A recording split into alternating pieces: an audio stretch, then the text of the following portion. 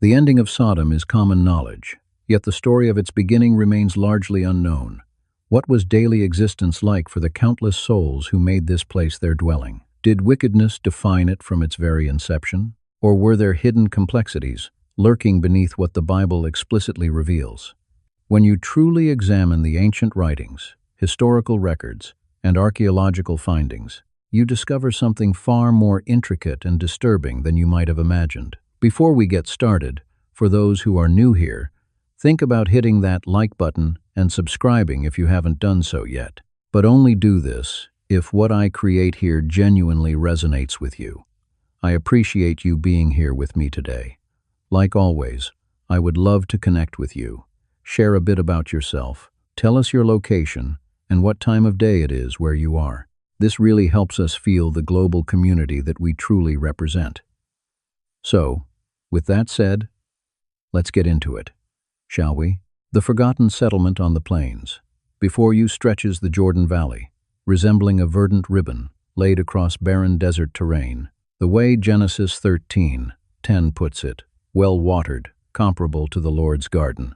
This was before the flames arrived, before the burning sulfur descended, before the ground itself split open and devoured entire settlements.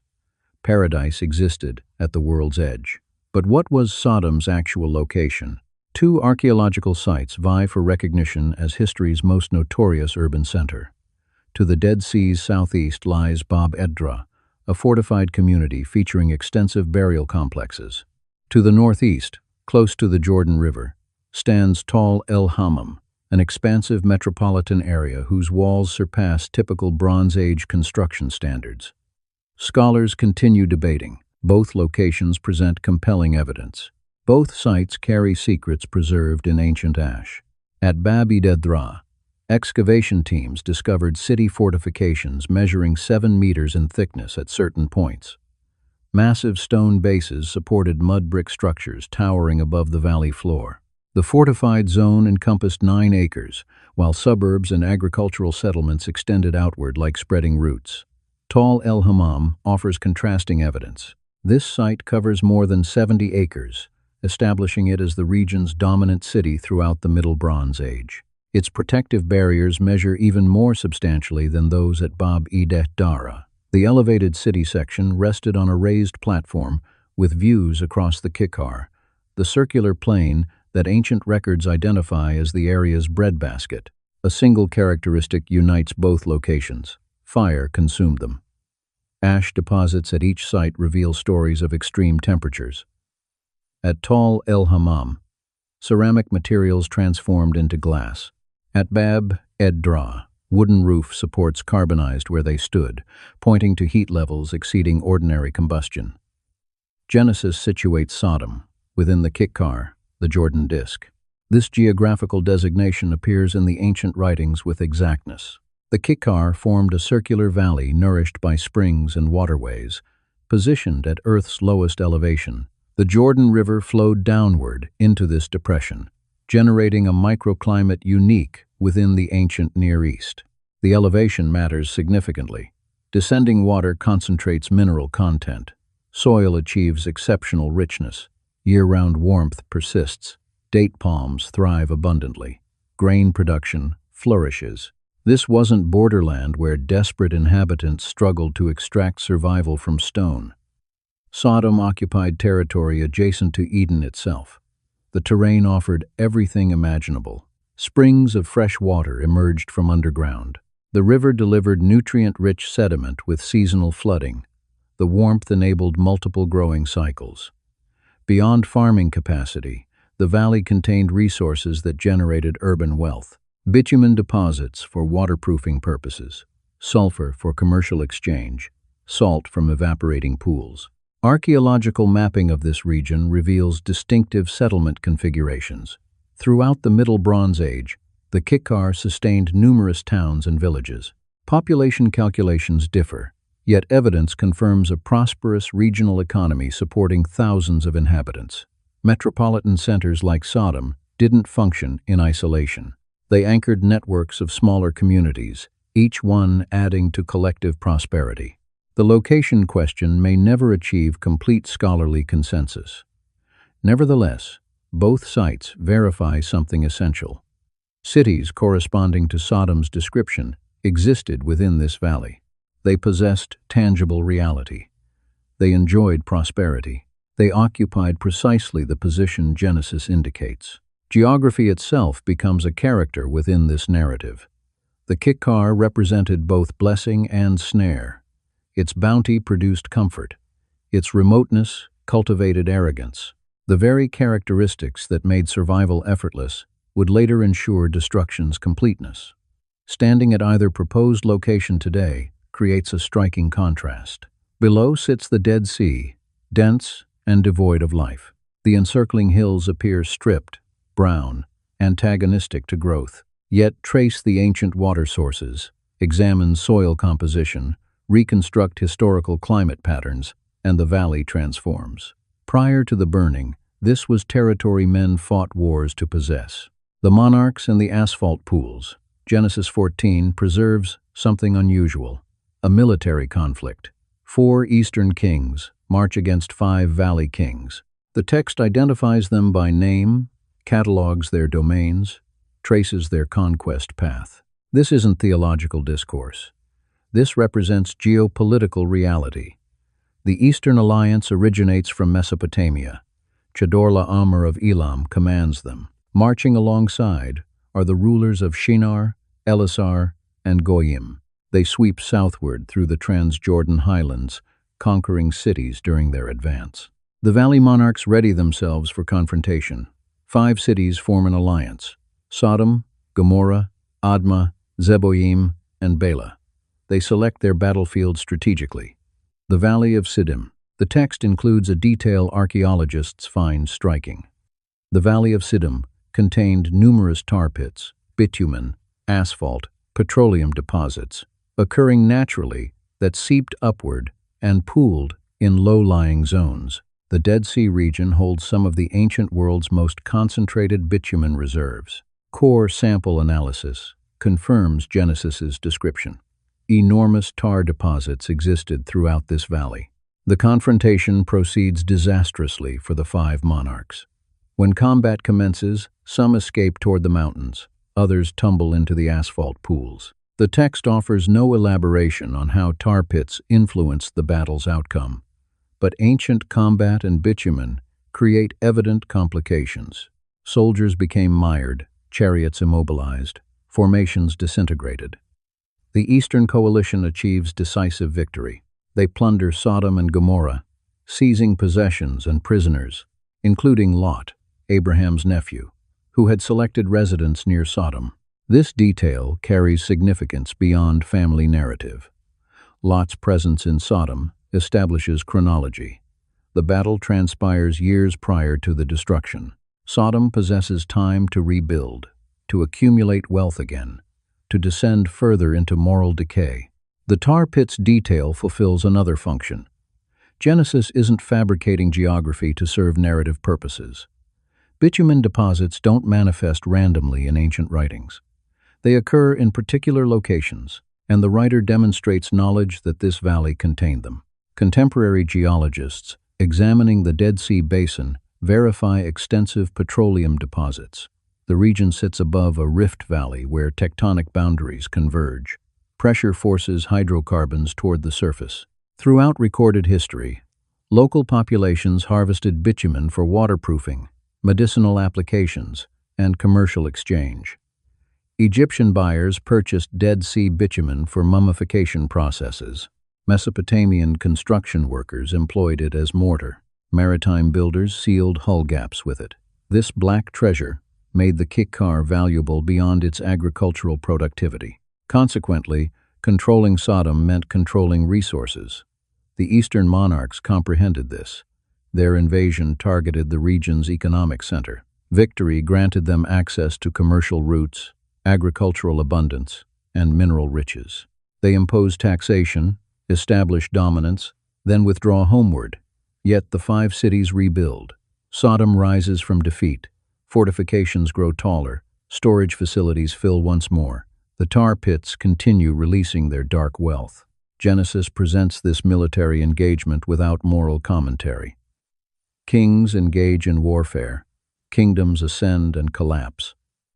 Lot becomes caught between forces, and Abraham rescues him. The narrative treats armed conflict as routine, anticipated, part of the landscape. Yet beneath the surface, geology prepares for judgment. Those identical tar pits, those bitumen reserves, those petroleum seeps that generated valley wealth, they will transform into the destruction mechanism. The ground itself holds fuel saturation, awaiting ignition. The battle foreshadows the inferno. The asphalt pools that consumed soldiers will eventually feed flames, consuming cities. The Ebla clay records, Sodom preserved in writing. The ancient land's northern territories concealed secrets for 3,000 years. During 1974, archaeological teams excavating Tel Marduk in modern Syria discovered something extraordinary. The royal archives of ancient Ebla. Thousands of clay tablets bearing cuneiform script dated to approximately 2350 BC. Within administrative documentation, commercial agreements, and diplomatic correspondence, 5 names appeared sequentially: Sidamu, Imar, Admaum, Sabi I-am, and Bala, Sodom, Gomorrah, Admah, Zeboim, Bela. The precise sequence corresponds to Genesis 14:2. These tablets predate Moses by a millennium. They predate Abraham by multiple centuries. They establish that these 5 cities existed as a recognized political entity during the early Bronze Age. Skeptics had long rejected the cities of the plain as legendary, moral narratives, theological constructions. The Ebla tablets ended that debate. The archives demonstrate Ebla maintained commercial relationships with the Kikkar region. Merchandise moved between northern territories and the Jordan Valley. The cities weren't isolated backwaters. They engaged in international commerce, provided resources to distant kingdoms, sustained diplomatic connections. The tablets catalog them together repeatedly, indicating they operated as a confederation. 5 cities bound by geography and commerce, recognized throughout the ancient Near East. This transforms how we interpret Genesis. When the text identifies these cities, it's not preserving vague folklore. The writer draws from genuine historical memory, documenting events concerning actual places that appeared in contemporary records. The precision carries weight. Genesis doesn't simply state some wicked cities occupied a valley. It identifies 5 specific settlements, catalogs their rulers, portrays their geography, and positions them in exact relationship to neighboring regions. The Ebla tablets validate someone possessed accurate knowledge. Beyond nomenclature, the archives supply context. Ebla's economy relied on trade networks spanning the ancient Near East. They imported grain from southern regions, exported textiles northward, facilitated precious metal and luxury goods movement. The Jordan Valley occupied critical trade corridors, connecting Arabia to Mesopotamia. Therefore, Ebla knew Sodom, the way contemporary traders recognize economic centers. The plains, cities, mattered to their commercial interests. The tablets also reveal something additional. The ancient world maintained records. Cities preserved archives. Scribes documented commerce, conflicts, treaties, and routine administration. The biblical texts didn't emerge from an oral culture lacking historical memory. They arose from a literate civilization, preserving information across generations. When Genesis received its written form, whether during Moses' era or centuries afterward during the monarchy, the writers possessed access to records, traditions, and documented history. The Ebla tablets establish that cities maintained detailed accounts of their world. Sodom's appearance in these archives validates the biblical framework. These weren't imaginary cities invented for moral instruction. They were economic forces, political entities, trading partners with distant kingdoms. The tablets rest in museum collections now, small clay rectangles covered in wedge-shaped impressions. Scholars debate their interpretation, dispute translations, question certain readings. Yet 5 names in sequence, appearing in administrative texts from 2350 BC, leave minimal room for uncertainty. Sodom possessed reality. Gomorrah possessed reality. They held sufficient importance that northern kingdoms recorded their names for posterity. The terrain of plenty. Picture yourself positioned at the Kikar's border before sunrise. The Jordan River curves through the valley bottom, appearing silver in early illumination. Vapor rises from springs distributed across the plain. Date palms gather near water sources, their leaves dark against the purple horizon. Beyond them, barley fields extend toward the hills.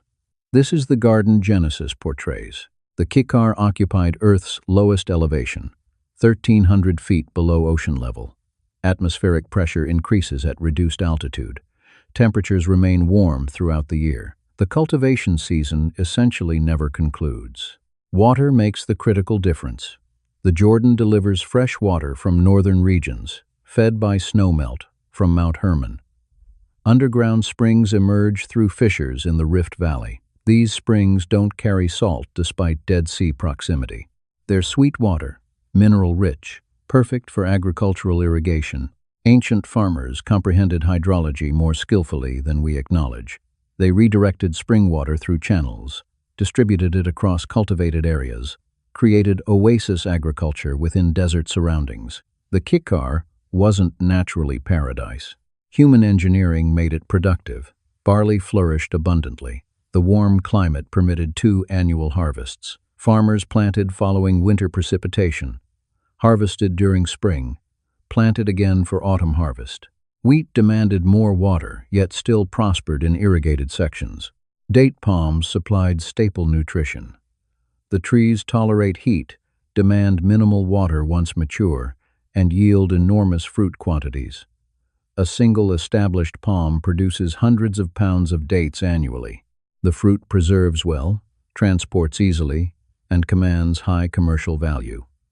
Figs, pomegranates, and grapes thrived within the microclimate.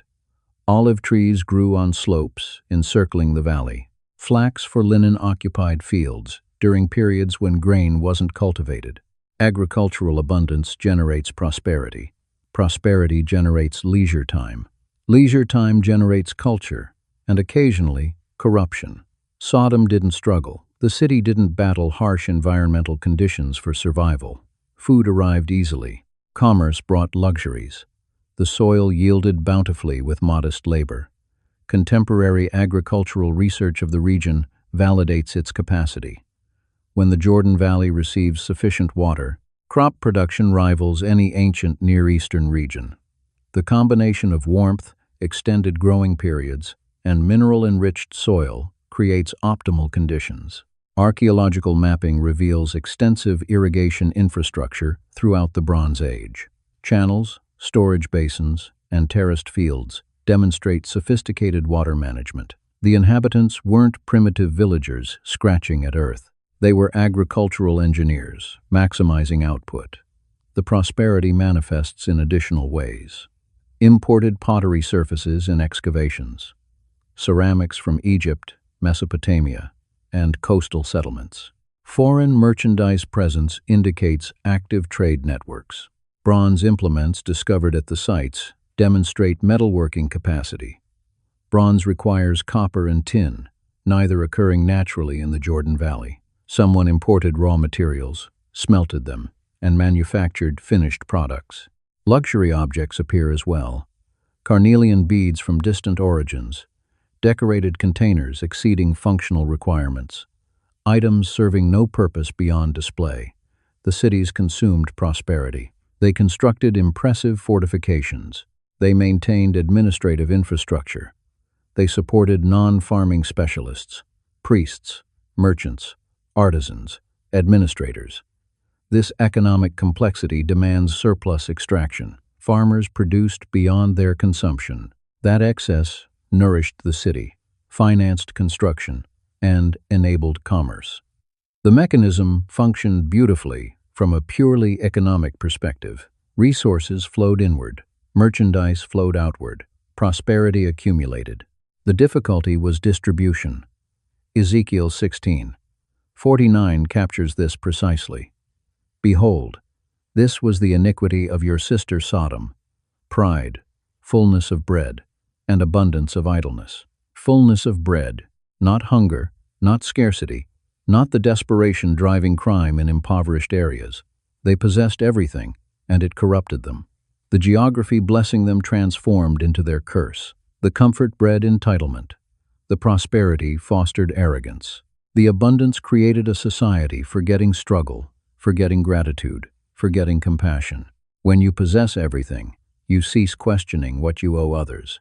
When survival is assured, you begin inventing new methods to demonstrate superiority. When bread arrives without labor, you seek other things, filling the emptiness. The Kikar granted Sodom every advantage: fertile soil, plentiful water, strategic positioning, natural resources.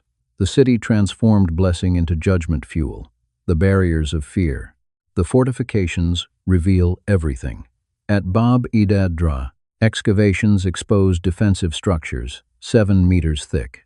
Stone bases supported mud, brick barriers, rising multiple stories above the plain. Towers punctuated the perimeter, supplying unobstructed sight lines across the approaches. This wasn't defense against bandits. This was siege preparation. At Tal el-Hammam, the barriers defy Bronze Age standards. The lower city fortification measured 4 meters thick. The upper city defenses exceeded that, with an enormous rampart system ascending the Tell. Gates featured multiple chambers, generating kill zones where defenders could trap attackers. Constructing such fortifications demanded immense resources. Stone required quarrying, shaping, transporting. Clay required excavating, mixing, forming into bricks, and drying. Timber supports needed importing from distant forests. Thousands of laborers worked for years. The cities chose investing in barriers rather than temples, palaces, or public infrastructure. Fear motivated the architecture. Ancient cities constructed barriers for protection, obviously. Yet the scale reveals something about psychology. Sodom's fortifications weren't practical responses to occasional dangers. They were monuments to paranoia. The Jordan Valley controlled valuable resources. The tar pits, the agricultural abundance, the commercial routes all attracted attention from neighboring kingdoms. The king's battle established the cities were worth conquering. Therefore, the inhabitants constructed barriers declaring, "You cannot seize what belongs to us." The design reflects hostility. Gates were narrow, compelling attackers into single file. Barriers leaned outward slightly, complicating scaling attempts. Towers permitted defenders to rain projectiles on anyone approaching. The message was unmistakable. Outsiders represent enemies until demonstrated otherwise. Within the barriers, archaeological evidence demonstrates dense urban organization. Dwellings packed together, sharing walls, generating a labyrinth of narrow passages. Public areas were minimal. The city turned inward, concentrated on internal matters rather than welcoming visitors. This urban structure creates social dynamics.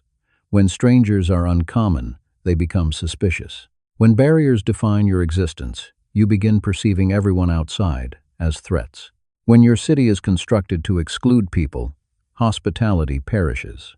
Genesis 19 portrays the mob encircling Lot's residence, demanding access to his visitors. That scene gains clarity within a walled city. The strangers entering through the gate attracted immediate notice. Their presence disrupted the closed system. The crowd responded with violence. Not random violence, but the violence of a society constructed on exclusion. The barriers weren't merely stone and brick. They were ideology made tangible. Contrast this with Abraham's existence. He resided in tents, relocated with the seasons, welcomed strangers. When visitors reached his encampment, he ran to greet them, bowed in welcome, prepared feasts. His existence was open, mobile, reliant on hospitality networks. Lot selected the opposite. He relocated into the fortified city, accepted the barriers, became part of the closed system. The archaeological record demonstrates Sodom invested extensively in defense, yet modestly in public architecture. The sanctuary was basic. The administrative structures were functional, not magnificent. The prosperity went into barriers. This reveals priorities. Protection mattered more than worship. Excluding people mattered more than creating beauty. Survival, or more accurately, the fear of losing possessions, dominated civic planning. Contemporary excavations continue exposing these fortifications' extent. At both proposed locations, the barriers represent their respective settlements' largest construction undertakings. More resources went into barriers than any other civic feature. The cities constructed prisons for themselves. High barriers generate the security illusion. They also generate isolation. When you spend generations behind fortifications, never trusting outsiders, never opening your gates without suspicion, your society distorts. Compassion demands vulnerability. Hospitality demands risk. Justice demands seeing beyond your barriers. Sodom constructed barriers protecting abundance. Those identical barriers imprisoned them in their corruption, generating a closed system where cruelty could flourish unchecked. The inhabitants, a city of thousands. What was Sodom's population? At Bab-ed-Hadra, the fortified city occupied approximately 9 acres. Employing standard ancient urban density calculations, roughly 100 to 150 people per acre, the fortified settlement housed between 900 and 1,350 inhabitants. Include the surrounding unwalled suburbs and farming villages, and the number climbs. Archaeological mapping reveals satellite settlements distributed throughout the Kikkar. Each village supported dozens to hundreds of people. The total regional population likely surpassed 3,500. For the Bronze Age, this represents a significant metropolitan center. Tal el-Hammam presents different calculations. The site encompasses over 70 acres total, combining upper and lower cities. Population estimates range from 5,000 to 8,000 at peak occupation. The supporting villages elevate the regional total substantially higher. Numbers matter because they shape understanding. 1,000 people constitutes a large village by ancient measures. 5,000 is a proper city. 8,000 rivals major urban centers of the period. Sodom wasn't a hamlet. The biblical narrative gains clarity when we envision a genuine population center, complete with social stratification, economic specialization, and political organization. Genesis 19:4 portrays the mob as both young and old, all the people from every quarter. This phrasing indicates a population large enough to possess distinct quarters, neighborhoods, or districts within the city. The crowd included multiple generations, demonstrating established families residing there for decades. Population density generates social dynamics. In a city of 1,000, everyone recognizes everyone. Reputations are public knowledge.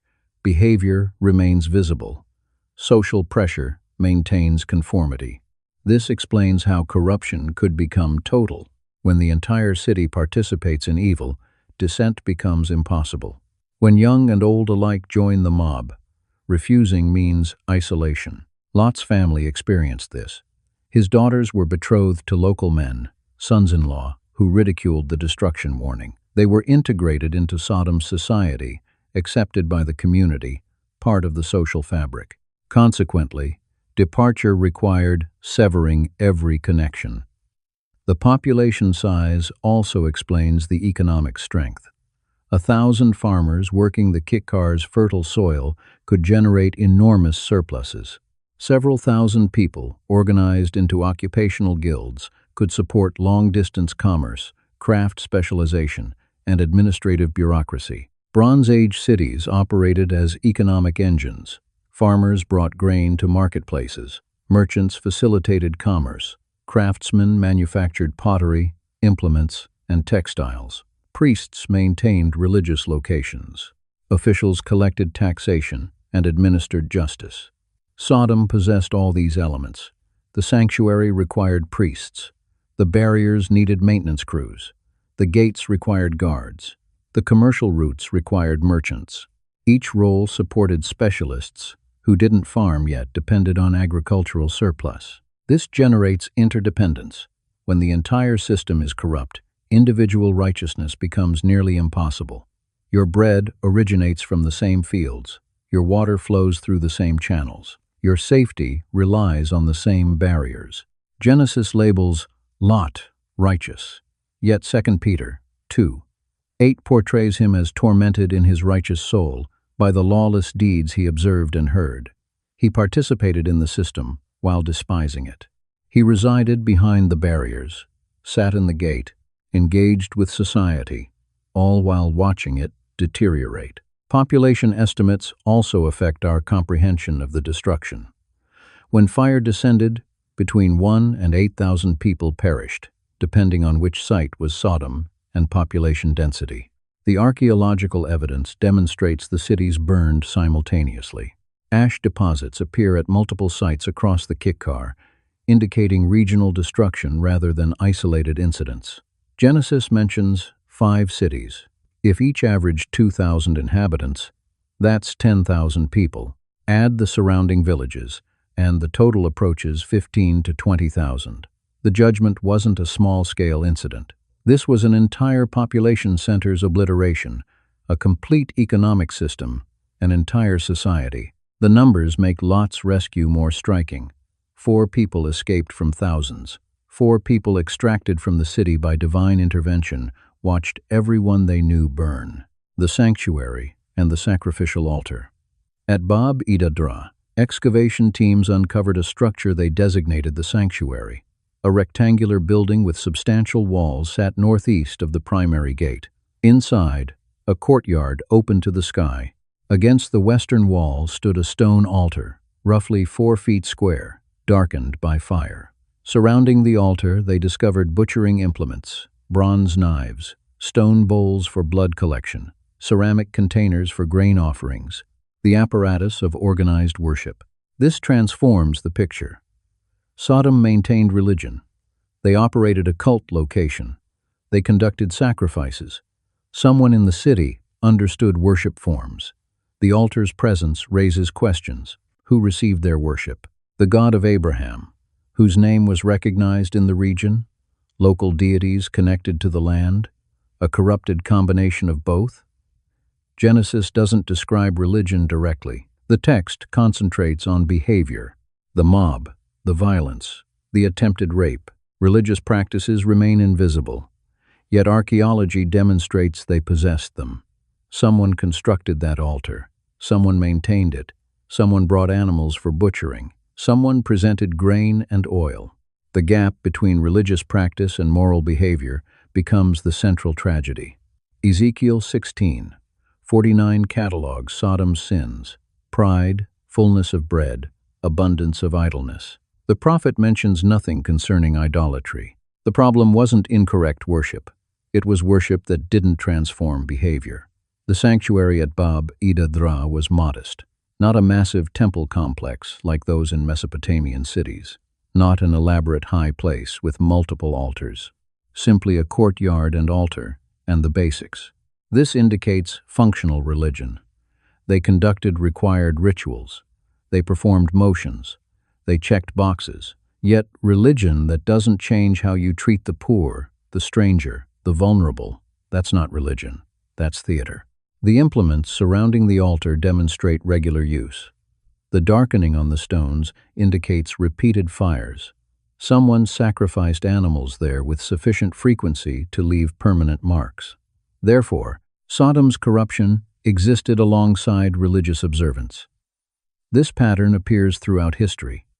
People bow before altars while oppressing neighbors. They present sacrifices while perverting justice.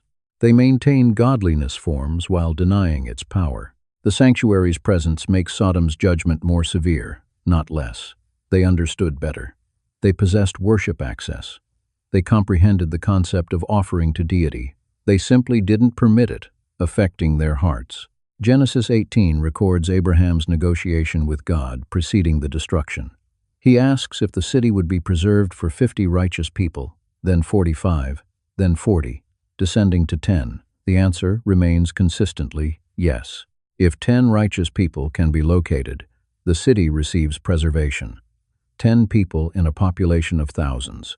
10 people aligning their lives with justice, mercy, and compassion. The city couldn't produce them.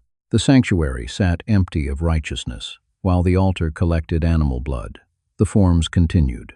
The substance had disappeared. Archaeological evidence demonstrates the sanctuary burned with the rest of the city. The altar fractured from heat, the courtyard filled with ash, the implements melted. Whatever worship occurred there, it couldn't save them. The religion permitting cruelty, coexisting with oppression, demanding nothing of its practitioners, that religion perished with the city. The plains economy. The King's Highway extends north-south through the Transjordan highlands, linking Arabia to Mesopotamia. At the Dead Sea's southern terminus, the route descends into the Kikar. Merchants traveling between Egypt and Damascus passed through this bottleneck. Caravans from the east crossed the Jordan River here. The plains, cities, controlled critical junction points. Consequently, Sodom accumulated wealth from commerce. Bitumen was the primary commodity. Dead Sea asphalt was valued throughout the ancient world. Egyptians purchased it for mummification. The waterproof properties preserve bodies for eternity. Mesopotamian construction workers employed it for mortar and waterproofing. Ship construction workers sealed hull gaps with it. Harvesting bitumen demanded labor, yet no complex technology. The substance floated to the Dead Sea's surface in chunks. Workers collected it, processed it minimally, and sold it for substantial profit. Salt followed. The Dead Sea generated mineral-rich salt through evaporation. Unlike common rock salt, Dead Sea salt contained compounds valuable for textile processing, leather tanning, and food preservation. Merchants transported it northward in bulk. Sulfur deposits near hot springs supplied another export. Ancient metalworkers employed sulfur in smelting processes. Physicians prescribed it for skin ailments. The substance commanded favorable prices in distant markets. Beyond minerals, the agricultural abundance generated steady income. Barley, wheat, dates, and figs traveled northward to cities with less productive farmland. The Kikar's microclimate permitted year-round production when other regions struggled. Commerce generated prosperity. Prosperity generated leisure. Leisure generated the conditions Ezekiel condemns. Abundance of idleness. When survival is assured, people pursue other interests. Some turn to art, philosophy, religion. Others turn to entertainment, excess, cruelty. Sodom selected the latter. Economic activity manifests in the archaeological record. Imported pottery surfaces in excavations, ceramics from coastal Canaanite cities, Egyptian containers, Mesopotamian vessels. Foreign merchandise presence demonstrates active trade networks. Bronze implements discovered at the sites demonstrate metalworking capability. Bronze requires copper and tin, neither occurring naturally in the Jordan Valley. Someone imported raw materials, smelted them, and manufactured finished products. Luxury objects appear as well. Carnelian beads from distant origins. Decorated containers beyond functional necessity. Items serving no purpose except display. The cities consumed prosperity. They constructed impressive fortifications. They maintained administrative infrastructure. They supported non-farming specialists, priests, merchants, craftsmen, administrators. This economic complexity demands surplus extraction. Farmers produced beyond their consumption. That excess nourished the city, financed construction, and enabled commerce. The mechanism functioned beautifully from a purely economic perspective. Resources flowed inward, merchandise flowed outward, prosperity accumulated. The difficulty was distribution.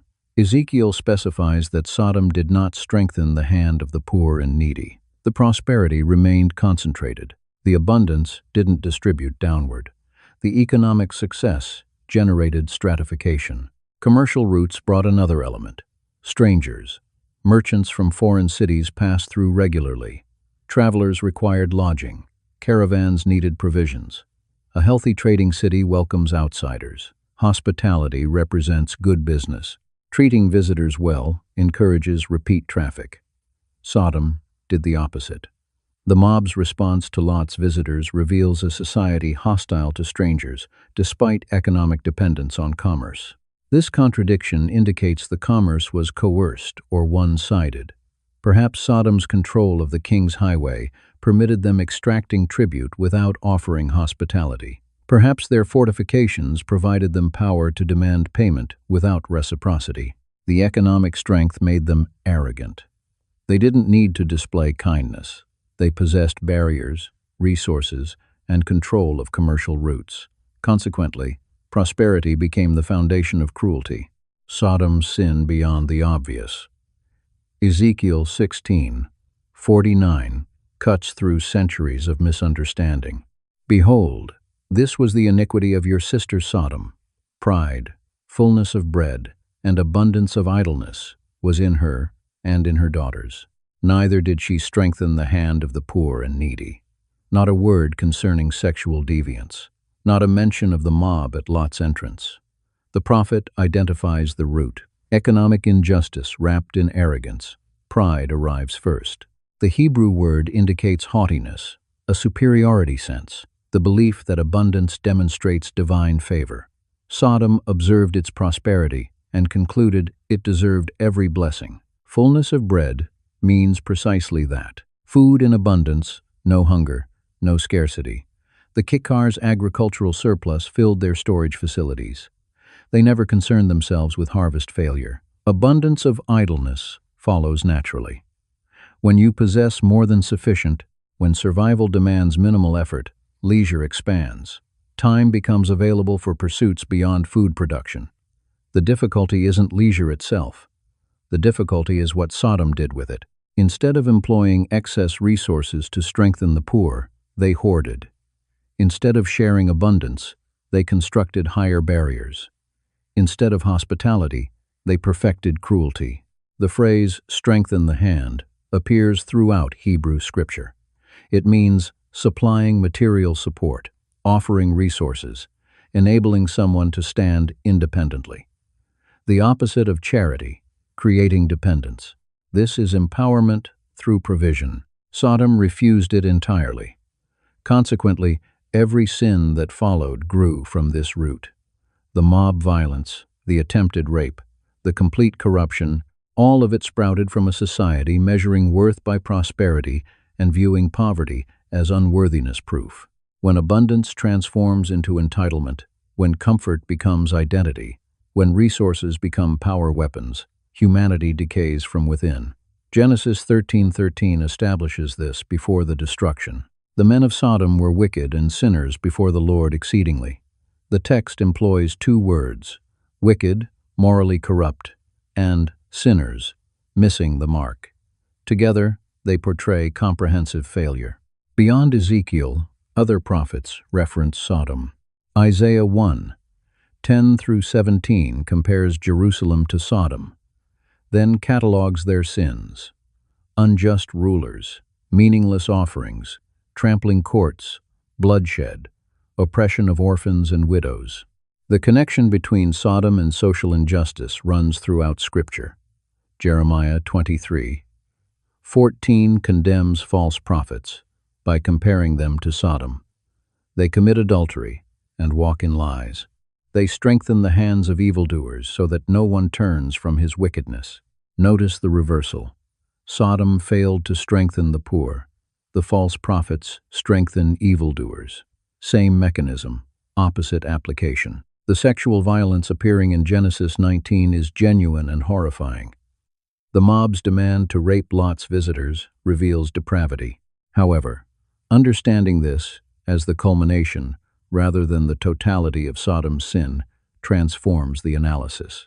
The attempted gang rape wasn't an isolated incident. It was the logical endpoint of a society constructed on domination, where the powerful seized what they wanted, where strangers possessed no rights, where violence was entertainment. When you dehumanize the poor daily, raping strangers becomes conceivable. When you construct a society on oppression, every violation form follows naturally. The mob at Lot's entrance represented total social corruption, young and old, every quarter, united in their demand for violence. This wasn't a fringe group, it was the city expressing its collective values. Sodom's sin was systemic. Pride infected every institution. Abundance hardened every heart. Idleness created space for cruelty to flourish. The failure to strengthen the poor wasn't passive neglect. Active oppression filled that space. The cruel statutes of Sodom, Midrashic tradition. Jewish tradition preserves details Genesis omits. The Midrashim, rabbinic commentaries compiled centuries following the biblical text, contain vivid accounts of Sodom's legal framework. While not scripture, these traditions claim preserving oral history passed through generations. Sodom possessed laws, written codes, enforced regulations. The laws were designed weaponizing prosperity against outsiders. One tradition portrays the law of the field. If a traveler passed through Sodom's territory, statute required him helping harvest any field he walked near. Once he participated, even minimally, the landowner could legally confiscate his possessions as payment for the crops. Helping transformed into a crime justifying robbery. Another law mandated toll collection at the city gates. Visitors paid entrance fees based on prosperity. However, the fee structure ensured no one could afford it honestly. Guards would then offer reducing the fee in exchange for confiscating merchandise. Refusal meant death at the gate. Entry guaranteed loss. The most infamous tradition portrays the bed of Sodom. When a poor stranger entered seeking shelter, the citizens would generously offer hospitality. They would arrange a bed, invite the traveler to rest, then enforce the rule. Every guest must fit the bed perfectly. If the traveler was too short, they stretched him. If too tall, they amputated his legs. The victim's screams were punishment for being the wrong size. These traditions appear in Pirkei de Rabbi Eliezer, the Talmud, and various midrashic collections. Scholars debate their historicity. Some dismiss them as later inventions meant justifying divine judgment. Others propose they preserve genuine cultural memory of Sodom's practices. The details ring psychologically true. Evil codified into law appears throughout history. The Nazi legal system, apartheid statutes, Jim Crow regulations, slavery codes. Oppression loves legitimacy's appearance. Beyond legal structures, the traditions portray social customs. Sodom celebrated the wealthy and ridiculed the poor. Beggars received public humiliation. Charity was punishable by death. One story tells of judges who would fine anyone caught weeping at a funeral. Another portrays merchants employing false weights blessed by priests at the sanctuary. The religion validated the oppression. The legal system enforced it. The culture celebrated it. Consequently, corruption became total. The Midrashim explain why God couldn't locate 10 righteous people. The society had institutionalized evil. Resisting meant dying. Conforming meant participating. No middle ground existed. Lot's righteousness becomes more striking in this context. He sat in the gate, meaning he adjudicated cases, applied laws, participated in the system. Yet 2 Peter 2:8 labels him righteous, tormented by what he witnessed. Imagine adjudicating cases where the law mandates cruelty. Imagine ruling on disputes where justice means applying unjust statutes. Imagine watching people punished for kindness and rewarded for oppression. Daily participation in systemic evil while maintaining internal opposition. That's the torture the text portrays. The traditions also preserve reasons for Sodom's hostility toward outsiders. The city feared its prosperity would attract immigrants. Therefore, they developed legal and social mechanisms ensuring no one stayed. Make the city uninhabitable for anyone without power. Generate laws punishing weakness. Construct a culture where cruelty is civic duty. The visitors would depart, the poor would die, and the wealthy would retain everything. These traditions may not be literal history. However, they explain the logic of a society Genesis portrays as completely corrupt. They supply mechanisms for how all the people from every quarter became united in evil. Evil requires infrastructure. Corruption needs systems. Total depravity demands institutions. Sodom constructed them all. The girl and the injustice bed. Jewish tradition preserves what Genesis leaves unspoken. The rabbis who compiled the Talmud and Pirkei de Rabbi Eliezer weren't writing fiction. They were recording oral histories transmitted through generations about a city whose evil had achieved legendary status. The story of Peletith possesses a name, a young woman daughter of a wealthy family in Sodom. She observes a stranger at the city gates. An old man collapsed from hunger. His ribs show through torn fabric. Flies circle his cracked lips. Everyone walks past. This is normal. This is the law. Sodom had codified cruelty, written it into their legal framework. The city council had passed ordinances specifically designed, preventing compassion. Anyone providing food to a stranger faced execution. Anyone offering water to a traveler would be stripped of their property. The logic was simple. Strangers were parasites. They consumed resources without contributing. The citizens of Sodom had constructed their prosperity through the geography of abundance. Why should they share with outsiders? Pelletith cannot look away. Something in her refuses the programming of her culture. Maybe she remembers kindness from her childhood. Maybe she simply possesses a conscience her neighbors have surgically removed. She conceals bread in her water pitcher, walks to the well like any other day, kneels beside the dying man and pours water to his lips, breaks the bread into small pieces so he won't choke. Someone watches. Someone always watches. In Sodom, the city operates on mutual surveillance. Neighbor reports neighbor. Friend betrays friend. The reward system encourages informants. Turn in a lawbreaker and receive a portion of their confiscated prosperity. The authorities come for Pelletith at night. They drag her from her father's house. Her family does not protest. To defend her would be to condemn themselves. The trial takes less than an hour. The evidence is clear. Multiple witnesses observed her commit the act of charity. The judges display no mercy. Mercy is the crime. They strip her naked in the city square. Public humiliation precedes execution. The gathered crowd jeers. Children throw stones. This is entertainment. Yet the method of her death reveals the true sophistication of Sodom's evil. They don't simply execute. They create spectacle. They engineer suffering. The executioners smear her body with honey, thick, sticky, covering every inch of skin. Then they bind her to the city wall. The limestone bricks radiate heat from the desert sun. The bees arrive within minutes. The region is recognized for wild hives in the cliffs surrounding the Dead Sea. The insects smell the sweetness. They descend in swarms. Pelletith screams. The sound carries across the Kikar. Farmers in distant fields hear it. Shepherds on the eastern hills turn their heads toward the city. The screaming continues for hours. The Talmud records that her cries ascended to heaven. This specific phrase appears in the text, the outcry that finally triggered divine response. God had been patient with Sodom. The wickedness had been accumulating for generations. Yet there are thresholds, moments when the accumulated weight of injustice becomes unbearable. Pelletith dies as the sun sets. The bees abandon her body as darkness descends. The guards cut her down and throw her corpse outside the city barriers. No burial. Dogs will scatter her bones. The next morning, the city conducts business as usual.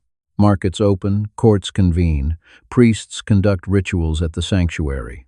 No one speaks of Pelletith. Her name becomes forbidden. Her family relocates in shame. The message is clear. Compassion is treason. Kindness is sedition. Yet something has shifted in the unseen realm. The cry has been heard. The investigation is coming. This was not an isolated incident. The rabbinical sources portray a systematic culture of torture disguised as law. The famous bed of Sodom operated on similar principles. Strangers entering the city were offered hospitality, a free place to sleep. They would accept, grateful for the kindness. Then the trap would spring. The bed was designed being the wrong size for everyone, too long or too short. The hosts would measure the guest against the bed. If the person was too short, they would stretch them on a rack. If too tall, they would amputate the excess. The cruelty wasn't random violence. It was methodical, scientific. The citizens of Sodom had industrialized evil. Archaeological evidence from Bab Edra demonstrates mass burial sites with unusual skeletal trauma, bones displaying signs of deliberate breakage, remains of individuals who died in extreme distress. The physical record validates what the traditions portray. The legal system reflected the culture's values. Judges were selected for their ability perverting justice. The courts existed, punishing goodness and rewarding wickedness. Property law in Sodom included provisions appearing designed generating conflict. If a man owned a field and someone crossed it, the field owner could claim compensation. Yet if the travelers stopped to rest, they owed double. If they ate food while resting, triple. The laws generated a maze of impossible choices. Every action led to debt. Every debt led to slavery. Every slave fed the prosperity machine, keeping the elite in power. Ezekiel the prophet comprehended this when he identified Sodom's true sin: pride, abundance of idleness, failure to strengthen the hand of the poor and needy. Sexual violence was a symptom. The root disease was economic injustice, weaponized into legal code. The city had transformed prosperity into poison. The same geography providing abundance became the foundation for systematic oppression. The grain that could have fed thousands was hoarded. The water that could have sustained travelers was denied. Lot existed inside this machine. He sat in the gates as a judge. 2 Peter labels him righteous, vexed daily by the unlawful deeds he witnessed. Imagine the psychological torture, watching evil pass judgment, participating in a system he recognized was rotten. Did he attempt changing it? Did he argue for reform? The text doesn't say. What we recognize is that he stayed. He remained embedded in Sodom's power structure, even as it crushed human dignity beneath its legal machinery. The screams of Pelitith would have reached his ears. He would have known what was happening. He would have been powerless stopping it. Or perhaps he had become numb. Years of exposure to cruelty can calcify the conscience. The first time you witness injustice, your stomach turns. The 100th time, you shrug. The 1,000th time, you participate. This is what Sodom had perfected. The normalization of evil, the bureaucratization of cruelty, a society where compassion was criminal and violence was civic duty. The girl smeared with honey and left for the bees was not the first. She would not have been the last. Yet her cry was the one reaching the threshold. Heaven had been taking notes, building a case. The evidence was overwhelming. The verdict was already written. Now, the question was execution. How does divine justice respond to a city that has made evil into law? The answer was coming. Two figures were already walking the road from Hebron. They looked like men. They were not men. Sodom had days left. Hours, really. The countdown had started the moment Pelitith's final scream faded into silence. The festival of chaos. Sodom operated on a calendar of depravity. The city marked time not by agricultural seasons or lunar cycles, but by festivals designed celebrating the inversion of natural law. The texts don't name these gatherings, yet the patterns emerge. Communities don't reach the level of coordinated violence observed in Genesis 19 without practice, without ritual, without events that normalize the unthinkable. Picture the preparations. The city gates decorated, the wealthy families opening their storage houses, wine flowing through the streets, musicians playing in the squares. Yet this was not celebration. This was controlled chaos, a pressure release valve for a society constructed on oppression. The festivals suspended normal restrictions. What was forbidden on Tuesday became mandatory on festival days. The laws governing daily commerce evaporated. The veneer of civilization peeled back. The Talmudic sources portray events where mobs would roam the streets seeking targets. Young men, emboldened by drink and crowd mentality, would commit acts they might hesitate doing alone. The group absolved individual guilt. This is how entire populations participate in atrocity. You dilute responsibility. You generate context where evil becomes communal activity rather than personal choice. The wealthy watched from rooftops. They did not participate directly. That would be beneath their status. Yet they orchestrated. They supplied resources. They ensured the festivals continued because the festivals served a purpose. They channeled the rage of the poor away from the rich. Give the lower classes a day to indulge their basest impulses, and they won't question why they're poor in the first place. Sexual violence was central to these gatherings. The assault of strangers became sport. The Sodomites had developed specific tactics. They hunted in packs. They cornered victims in narrow streets. They employed overwhelming numbers, ensuring compliance. Women were not safe. Children were not exempt. Age and strength provided no protection when the mob descended. The morning following these festivals, the city would clean itself, wash the blood from the stones, remove the bodies from the alleys, pretend the previous night had not happened. Yet everyone remembered. The victims certainly remembered. The perpetrators remembered with satisfaction. And the cycle reinforced itself. Each festival made the next one easier. The threshold for shock moved further. What horrified people the first time became expected the second. By the 10th occurrence, it was tradition. Genesis 19 portrays the assault on Lot's house. The men of Sodom, both young and old, all the people from every quarter surround his residence. This is the language of total social participation. The young men are there for violence. The old men are there to watch. 15:06. The entire city mobilizes from each and every district for one singular objective. Their intent is to sexually assault the strangers that Lot has welcomed into his dwelling.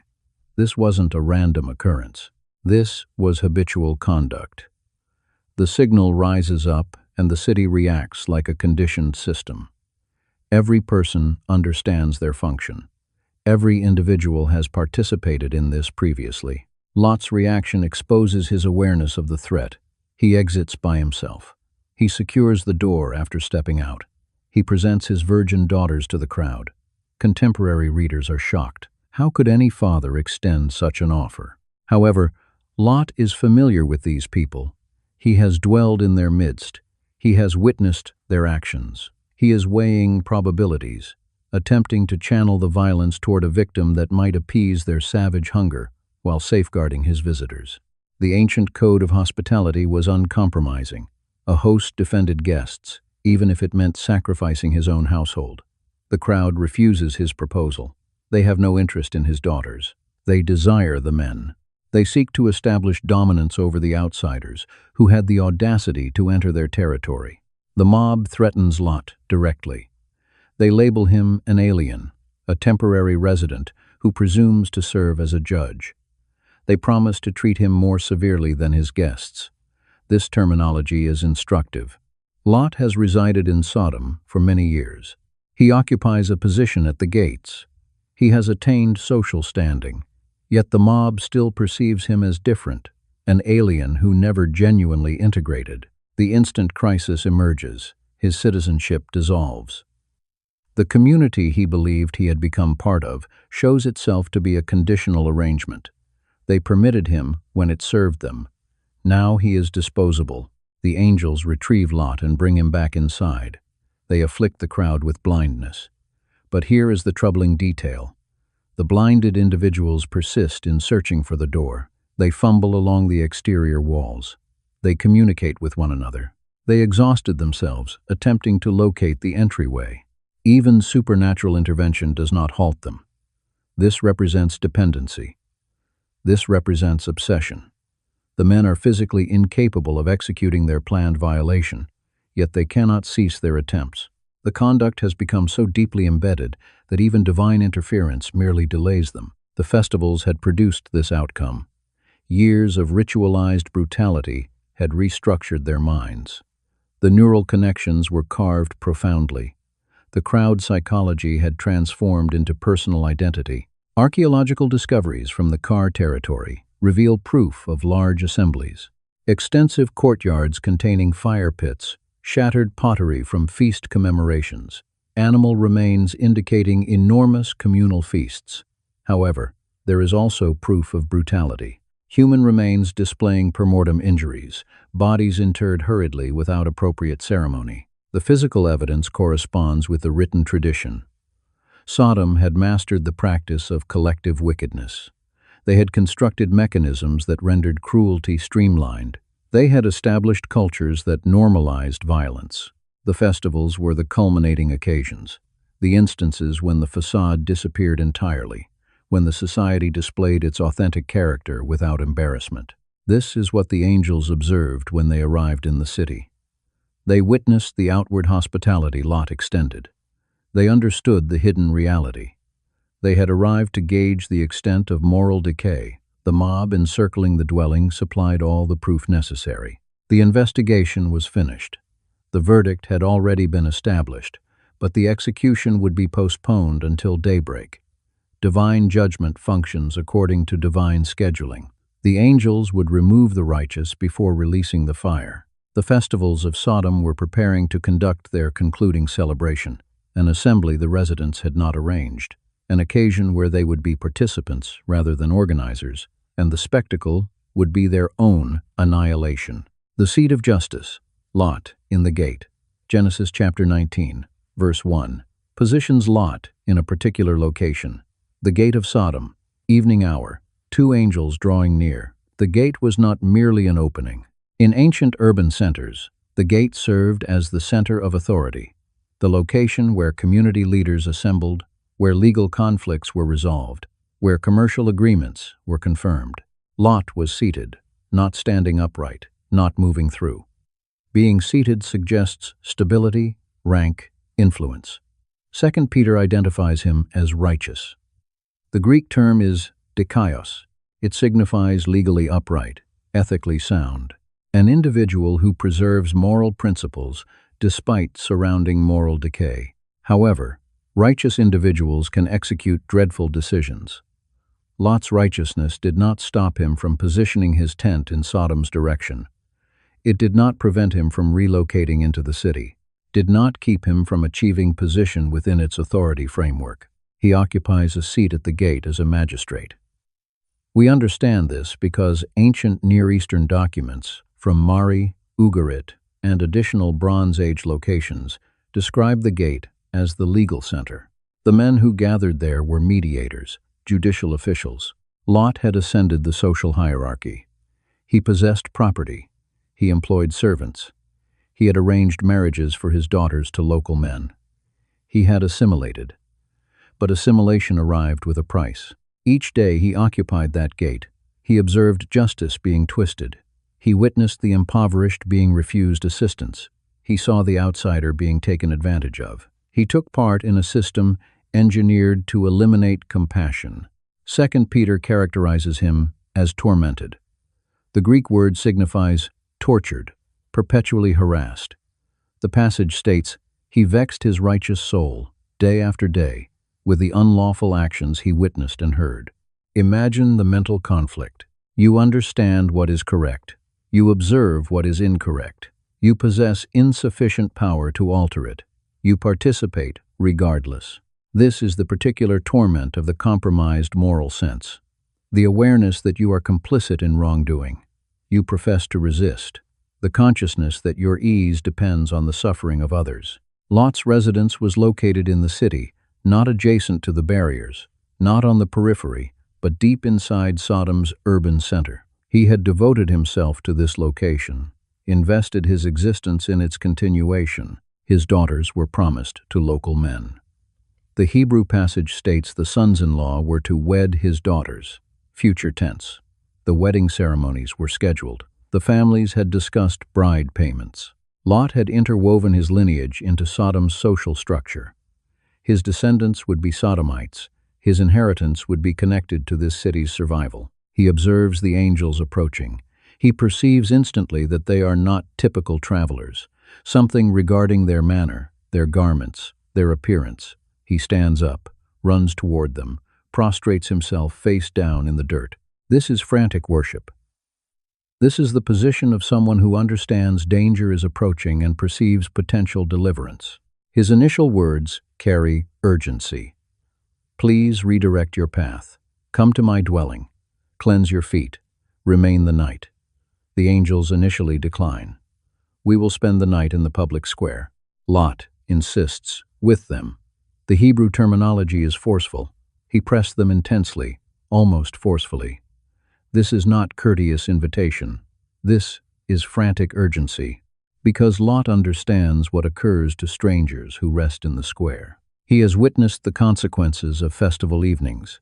He has observed the courts decline to charge the offenders. He has occupied the gate and issued verdicts that shielded perpetrators. He cannot permit these men to remain outside. cannot allow them to become casualties. Perhaps this is his single opportunity at redemption, one chance to act upon the principles he has compromised daily. They consent. Enter his dwelling. He provides food, unleavened bread. The detail is significant. Unleavened bread cooks rapidly, no duration for fermentation. This is urgent hospitality.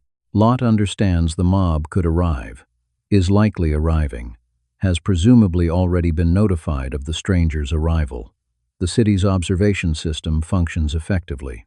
He provides them food swiftly. Before they can rest, the house is encircled, young and elderly. From every district, the entire male population has congregated.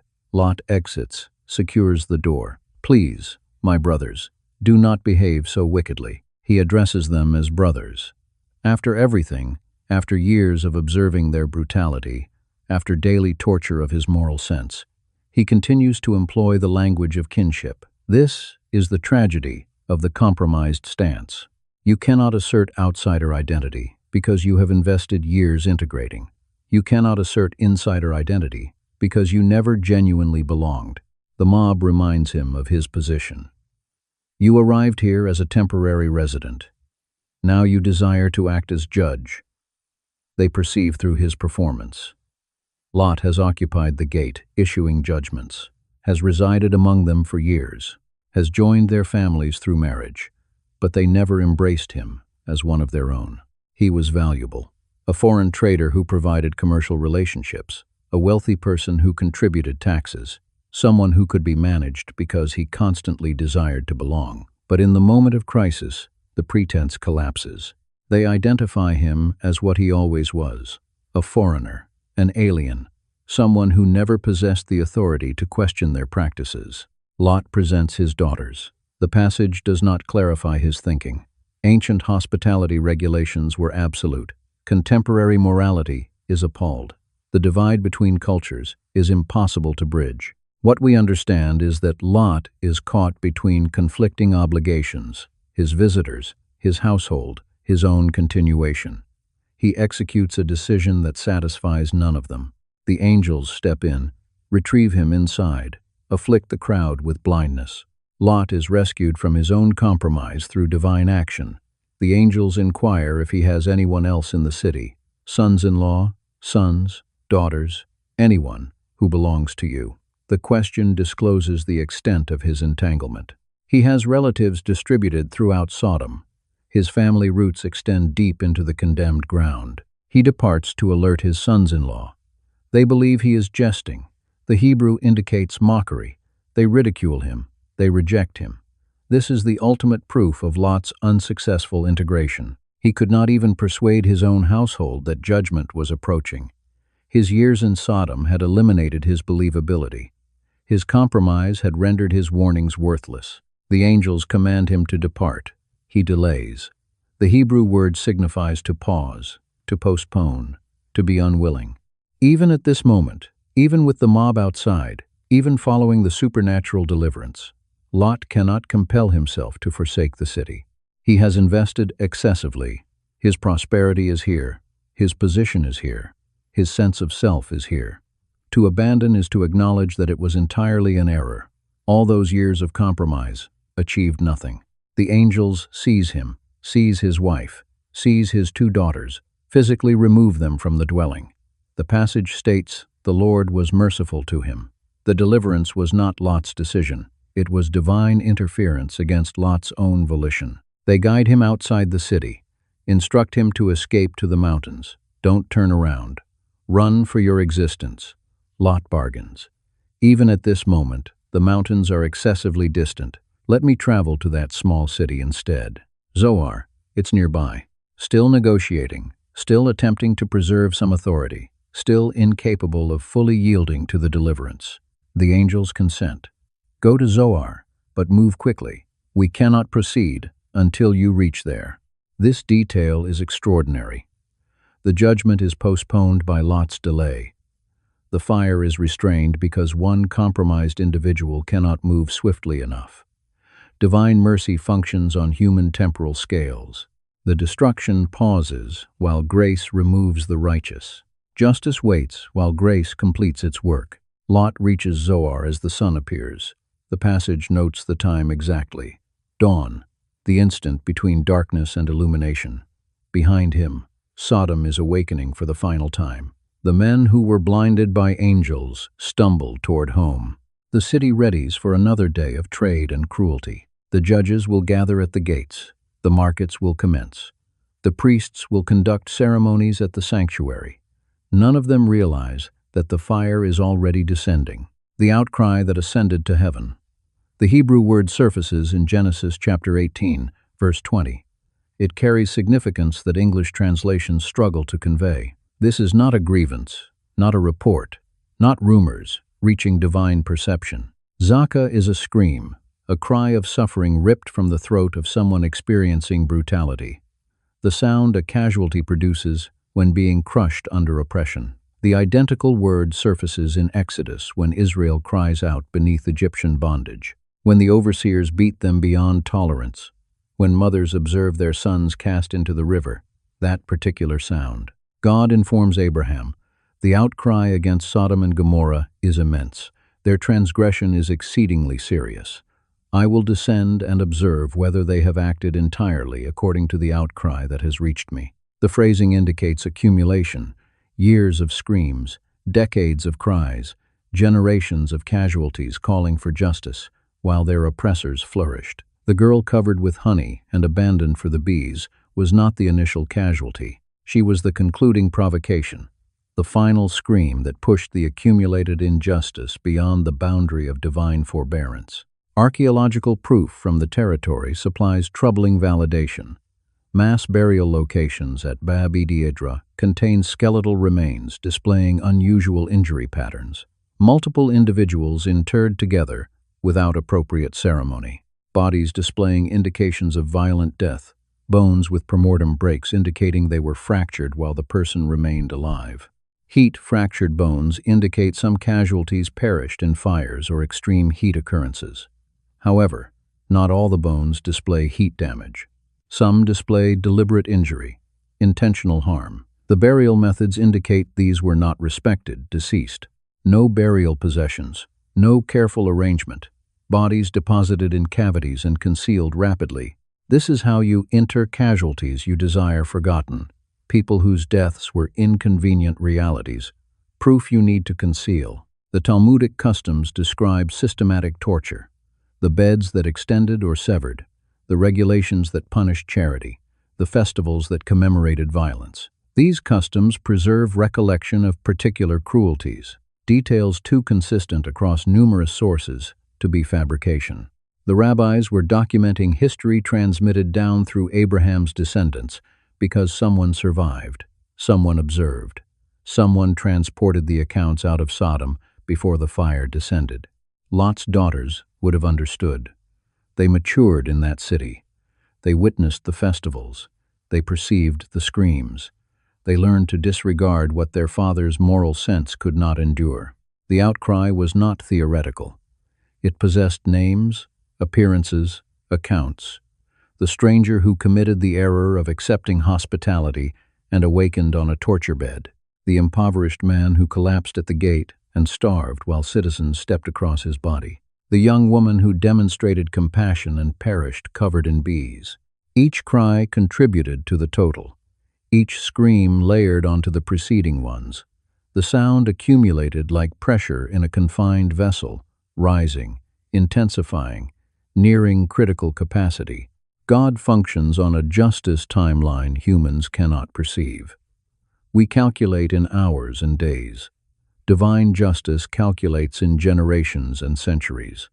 The outcry against Sodom had been ascending for how long? The passage does not indicate, but the cities were founded and prosperous by the era of Abraham. The wickedness was established. The mechanisms were developed. This was not sudden moral decay. This was cultivated wickedness, evil refined through repetition, cruelty transformed into legislation. The investigation referenced in Genesis 18 was not to establish if Sodom was wicked. That was already understood. The question was whether mercy remained achievable. Were there 10 righteous people in the city? Abraham negotiates God down from 50 to 10. The number continues decreasing. The search becomes increasingly frantic, but even 10 could not be located. Lot was righteous, tormented daily by the lawlessness, but righteous in isolation. His wife would turn around. His daughters would survive, but transport Sodom's corruption forward. The sons-in-law were beyond reach. The promised daughters selected death over departure. The extended household was completely absorbed. The outcry possessed validation. The investigation verified it. The verdict was unavoidable. Contemporary readers occasionally struggle with the concept of collective consequence. Why obliterate the entire city? Why not remove the righteous and discipline only the guilty?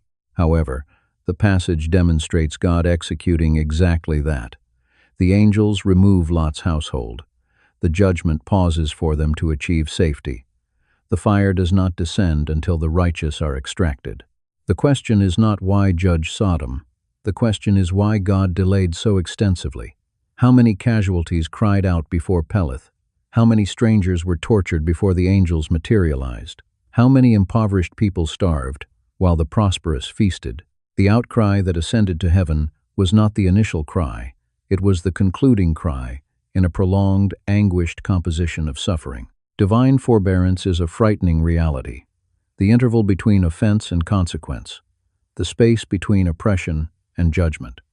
Human beings interpret delay as endorsement. Sodom's prosperity demonstrated to its residents that heaven approved their approaches. They were succeeding. Therefore, they must be correct. However, delay is not endorsement. Forbearance is not authorization. The gradual turn of divine justice is not proof of divine apathy. The outcry ascends to heaven, and heaven responds. Not instantly, not impulsively, with investigation, with attempts at discovering reasons for mercy. The angels arrive in Sodom as investigators under cover, manifesting as vulnerable travelers, ideal targets for the city's brutality. The mob encircles Lot's dwelling. Within hours, the entire male population assembles for gang sexual assault. The angels possess their proof before midnight. The outcry was confirmed. The investigation verified complete corruption. The verdict was carried out at dawn. However, the outcry was significant. Without the cry, would judgment have arrived? The passage indicates the outcry initiated the investigation. The scream activated the response. This establishes a principle. Heaven perceives the oppressed. The casualties' cries are documented. The screams of the powerless achieve divine attention. Sodom's prosperous presumed their prosperity demonstrated divine approval. Their authority confirmed heavenly endorsement. Their achievement validated their approaches. They did not comprehend that every casualty they produced was testifying against them. Every scream was proof being assembled. Every cry was constructing the case for their obliteration. The girl covered in honey and stung to death for displaying kindness, her final screams ascending to heaven, the concluding cry that completed the outcry. Her death was not without significance. Her suffering was not disregarded. Her suffering initiated investigation and judgment. The mechanics of prayer and the mechanics of screaming function on comparable principles. Sound vibrations transport information. The cry encodes the injustice. Heaven receives and responds. Sodom burned because Sodom produced screams. The fire responded to the outcry. The destruction answered the accumulated suffering of generations of casualties. This is the chemistry of justice. Oppression produces pressure. Pressure accumulates to critical capacity. Critical capacity initiates response. The outcry ascended to heaven. Heaven descended to investigate. Investigation verified the outcry. Judgment carried out the verdict, and the fire descended. The angels materialize. Evening descends over Sodom. The gate remains active. Traders finalizing agreements. Community leaders resolving conflicts. Typical activity at the conclusion of a typical day. Two men approach from the eastern direction, walking the path from the Jordan River. They manifest as travelers, dusty from the expedition, typical in every manner. Lot occupies his customary location. He observes them from a distance. Something regarding them captures his focus, perhaps their manner, perhaps their appearance. Perhaps simply intuition refined by years of observing strangers enter the city and experience consequences for it. He stands up, runs toward them. This is atypical conduct for someone of his position. Community leaders don't run. Judges preserve dignity.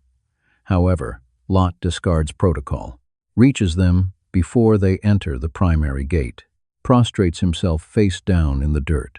Please, my lords, redirect to your servant's dwelling.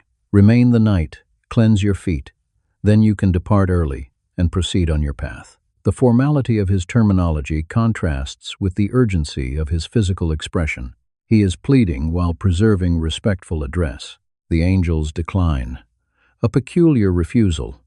We will remain the night in the public square. They understand what occurs to strangers in the square. They are examining, evaluating, observing Lot's reaction. He insists with them. The Hebrew terminology is forceful, almost aggressive in its intensity. He presses them intensely. This is not courteous invitation. This is frantic insistence. The type of pressure you apply when someone's existence depends on their decision.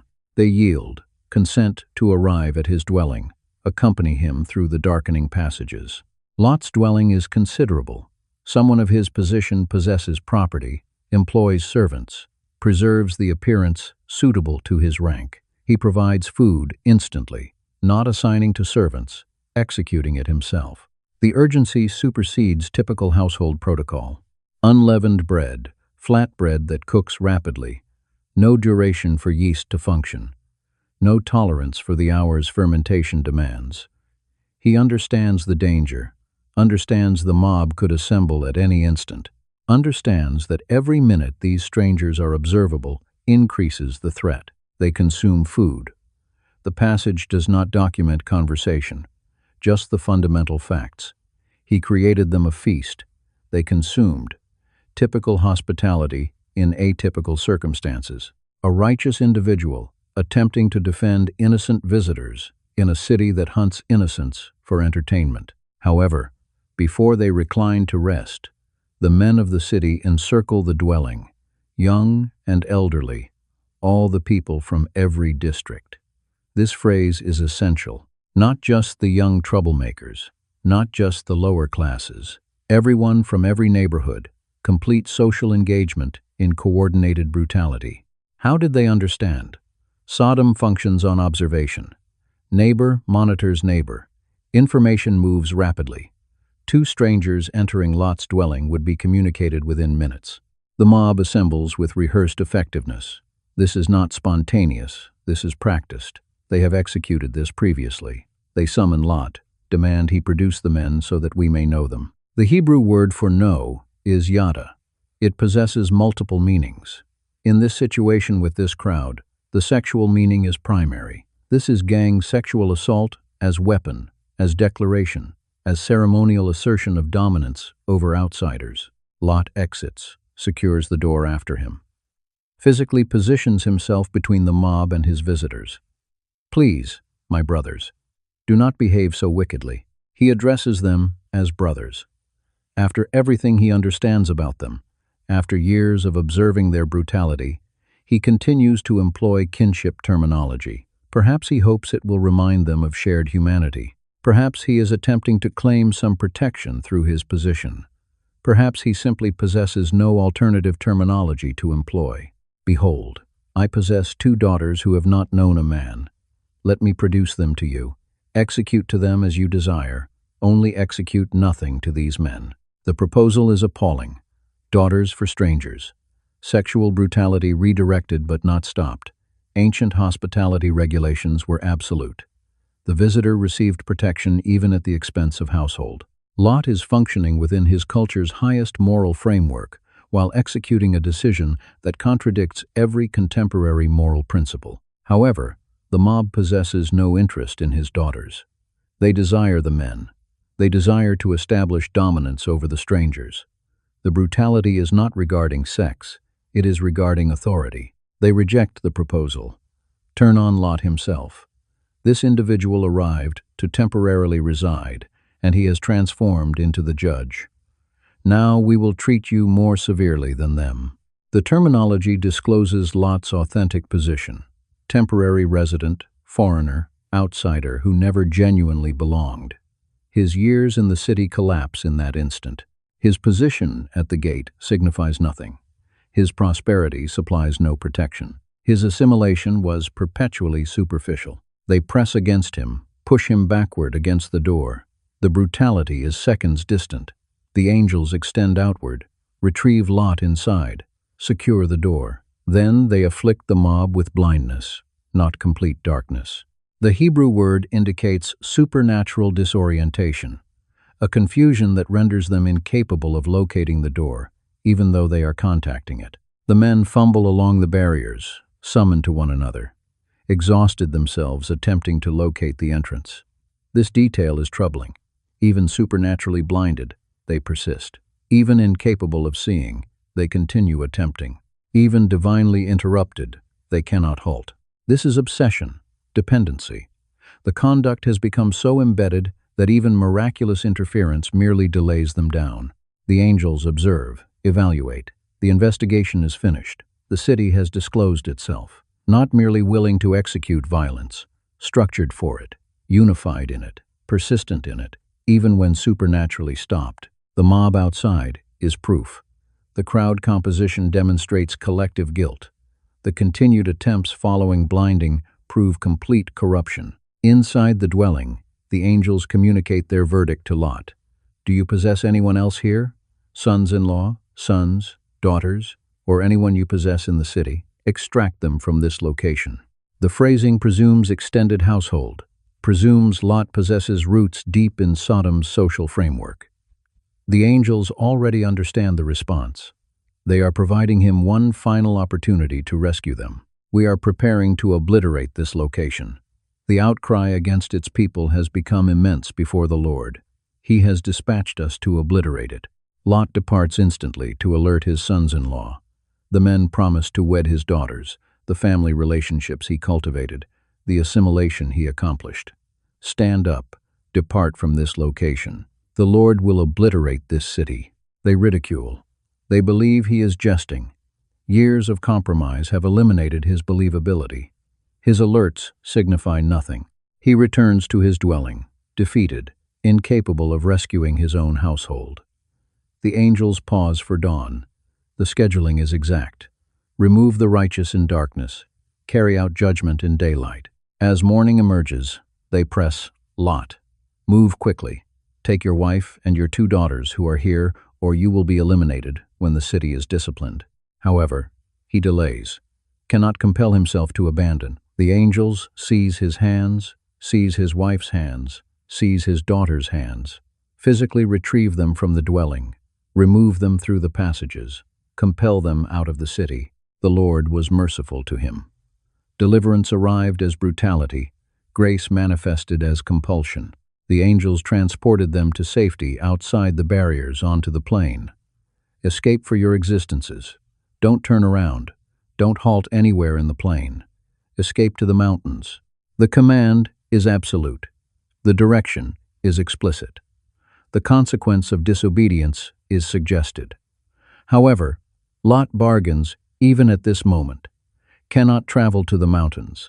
Excessively distant. Excessively wild. Let me travel to that small city instead. The angels consent.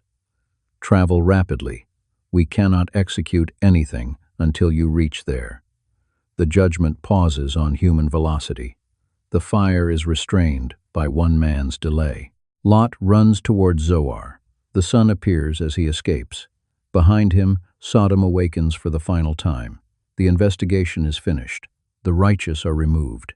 The angels have completed their assignment. Now the fire descends. The sons-in-law who ridiculed.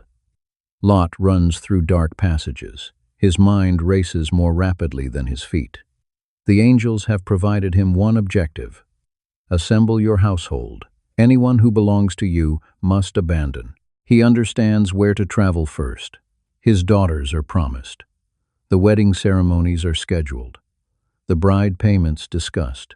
The agreements finalized. These marriages represent his ultimate assimilation into Sodom, his lineage mixing with theirs. His descendants will be residents, complete members of the community he entered. He strikes the first door. His son-in-law responds. Sleep still in his vision, irritated at the interruption. Stand up. Depart from this location. The Lord will obliterate this city. The words cascade out. Urgent, frantic. Lot's hands tremble. His voice fractures. This is not an individual prone to alarm. His son-in-law has known him for years. Composed, deliberate. A judge who evaluates proof carefully. The son-in-law stares, then grins, then ridicules. The Hebrew word indicates mockery, not nervous laughter, not embarrassed chuckling, full-throated derision. He summons to his brother. Lot believes the city will be obliterated. Can you comprehend it? They ridicule together, strike each other's shoulders. This is the most amusing thing they have perceived all week. Lot pleads. I am genuine. Fire is approaching. You must abandon now. However, his believability is eliminated. He has invested years occupying their gates, engaging in their mechanism, accepting their practices, existing by their regulations. Now he manifests in the middle of the night, asserting divine judgment is imminent. They have perceived street preachers state the identical thing, have observed doom prophets wave signs in the market. Lot sounds like every additional religious extremist. His assimilation has obliterated his prophetic voice. He transformed so comparable to them that they cannot imagine him being correct about anything they are incorrect about.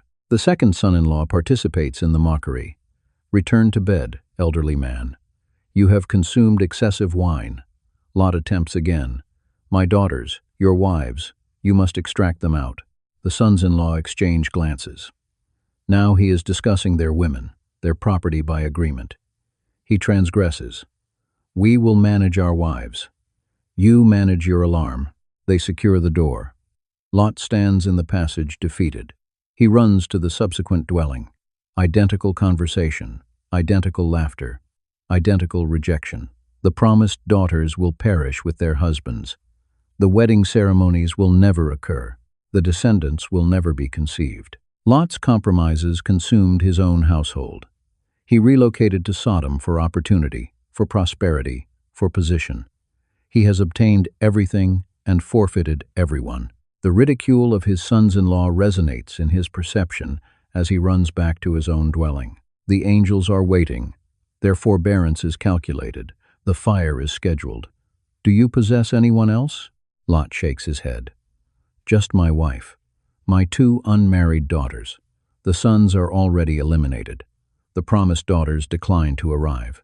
The extended household is distributed throughout the city. All of them are selecting Sodom over continuation. This is the product of cultural absorption.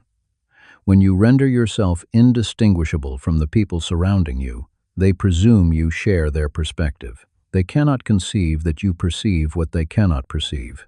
The sons-in-law matured in Sodom. They were children during the festivals. They were adolescents when the brutality was transformed into legislation. They are adults who benefit from the exploitation. Judgment seems impossible to them because they cannot imagine their normal being abnormal. Their everyday is so saturated with wickedness that they have forfeited the capacity to recognize it. Lot represented the older generation, an individual who arrived from outside, who remembered existence before Sodom, who transported faint recollections of righteousness. However, he had compromised so completely that even his household perceived him as unreliable. His alerts transported no significance. His urgency seemed like senility. The passage does not inform us what his daughters believed. Did they trust him? Did they desire to abandon their fiancés? Were they divided between father and future husbands? We understand only that the unmarried daughters were in his dwelling when the angels materialized. They had not yet relocated into their husbands' dwellings. This accident of scheduling rescued their existences. The promised daughters executed their decision. They remained with the men they were committed to. They selected marriage over continuation. They picked Sodom over safety. Perhaps they believed their father was exaggerating.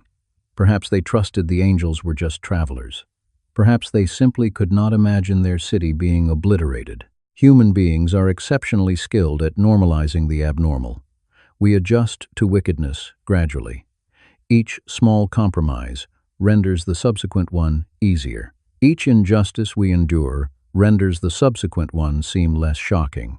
The sons-in-law had been immersed in Sodom's culture their entire existences. The brutality was their normal. The festivals were their custom.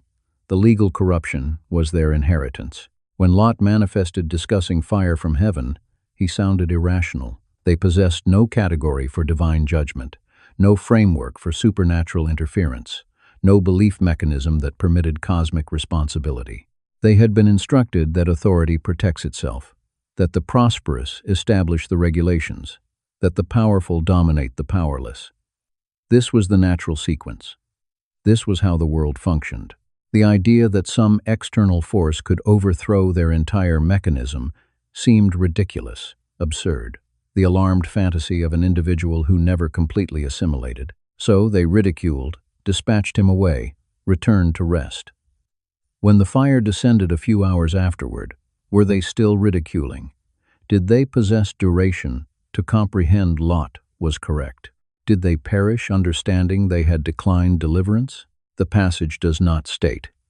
We understand only that the cities of the plain were overthrown, that Sodom and Gomorrah and Admah and Zeboim were consumed, that everyone who remained behind was obliterated. The sons-in-law who ridiculed perished with everyone else who declined to perceive judgment approaching. Lot's compromised stance possessed consequences beyond his own existence. His assimilation cost him his believability. His absorption obliterated his influence. His achievement in Sodom signified failure to rescue his household. This is the concealed cost of compromise. You obtain access. You forfeit authority. You enter the mechanism. You surrender the capacity to challenge it. The angels retrieve Lot from his dwelling. As dawn emerges, his wife accompanies. His 2 unmarried daughters stumble behind. 4 people rescued from a population of thousands. 4 survivors from a city that contained multiple suburban communities. Lot's entire extended household remains behind. His commercial partners, his associates, his servants, everyone he has known for years. All of them selected the laughter over the alert, the familiar over the frightening, the comfortable falsehood over the uncomfortable reality. The sun appears over Sodom for the final time. The men who were blinded stumble toward home. The promised daughters rest beside their mocking husbands. The bakers ignite their ovens. The traders open their establishments. The priests ready the morning sacrifice. None of them understand that their laughter is preparing to transform to screaming. The delay and the grasp of grace. Morning arrives. The angel's forbearance possesses boundaries. The fire is scheduled. The judgment cannot pause indefinitely. Stand up. Take your wife and your 2 daughters who are here, or you will be eliminated. The command is explicit. The urgency is apparent. The timeline is collapsing. However, Lot delays. The Hebrew word is profound. It signifies to pause, to postpone, to be unwilling, to drag one's feet. He stands in his dwelling, observing the barriers he constructed, the furnishings he purchased, the existence he built over years of careful accumulation. Every object communicates an account. The table where commercial agreements were discussed, the chairs where visitors occupied, the storage containers filled with grain and oil and wine. This is his achievement, his accomplishment, his demonstration that abandoning Canaan was the correct decision, that positioning his tent toward Sodom resulted in prosperity.